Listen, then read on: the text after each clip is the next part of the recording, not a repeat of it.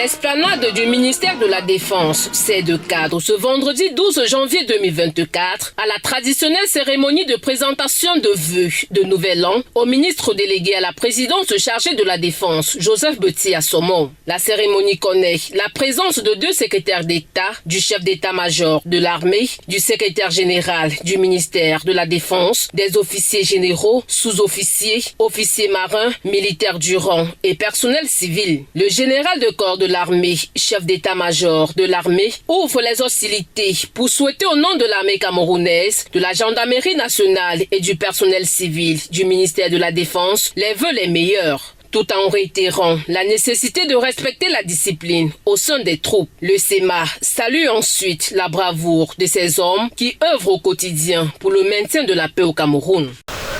Vous savez, la meilleure armée du monde, si elle est indisciplinée, elle ne peut rien obtenir sur le terrain dans son combat contre l'ennemi.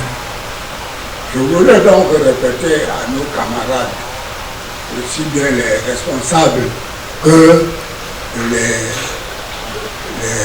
exécutants, que la discipline, quand on l'a dit, ce n'était pas une expression comme ça pour faire savant. La discipline est la force principale des armées. En emboîtant le pas au général de corps d'armée, le ministre délégué à la présidence chargé de la Défense, Joseph Beti Assomo, présente à son tour les vœux les meilleurs de santé, prospérité et bien d'autres. Dans la même veine, le MINDEF rappelle à ses collaborateurs que leur mission est de faire en sorte que la paix et la sécurité règnent sur l'ensemble du territoire national afin de mettre en œuvre les directives du chef de l'État Paul Biya, chef des forces armées. La discipline est véritablement la force principale des armées.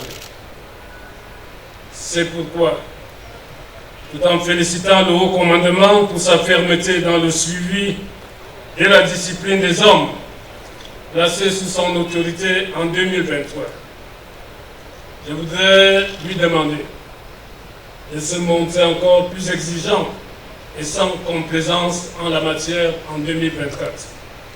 Le béret rouge de la gendarmerie,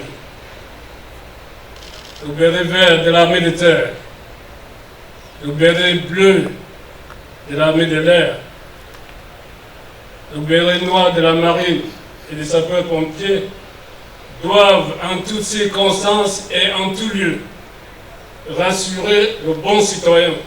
Le MINDEF réitère l'obligation de discipline et annonce un ensemble de mesures à mettre en exécution en 2024. Bien plus, Joseph Beti Assomo, dans son allocution, annonce la mise en service cette année du centre d'accueil et de traitement pour les invalides et blessés de guerre, dont les travaux sont achevés avec une capacité d'accueil de 250 places et des équipements adéquats. C'est sur l'engagement et nos d'espoir que Joseph Beti Assomo réitère ses vœux les meilleurs pour l'année 2024.